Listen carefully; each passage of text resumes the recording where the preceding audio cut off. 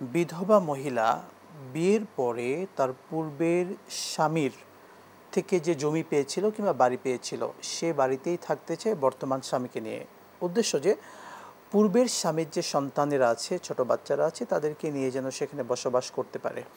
এই ক্ষেত্রে এটা বৈধ হবে কিনা? এটা নাজায়েজের কিছু না, কারণ দুইজনের সম্মতিতে এটা হতে হবে এবং যিনি বিয়ে করতেছেন ইনি যদি রাজি হন তাহলে এটা কোনো নাজায়েজের কিছুই না। এবং তার জন্য তো বড় আশান হলো সে একটা আবাসন পেয়ে যাচ্ছে, এটা আরও তার জন্য ভালো। আর এটা সাধারণত করে থাকে স্বামী পরিত্যক্তা বা বিধবা স্ত্রী, যে আমি আর এই সন্তানগুলোকে যদি আমি এখানে থাকি তাহলে তাদেরকে মানুষ করতে পারবো, তাদেরকে দেখাশোনা করতে পারবো। আমি যদি এখান থেকে চলে যাই তাহলে হয়তো আমি এই টেক কেয়ার করতে পারবো না, এই জন্য এটা করতে হবে। এবং এইভাবে যদি শর্ত দেয় আর ইনি যদি মেনে নেয় তাহলে পারে দুইজনের সম্মতিতে হতে পারে, কোনো অসুবিধা নেই শরীয়তে।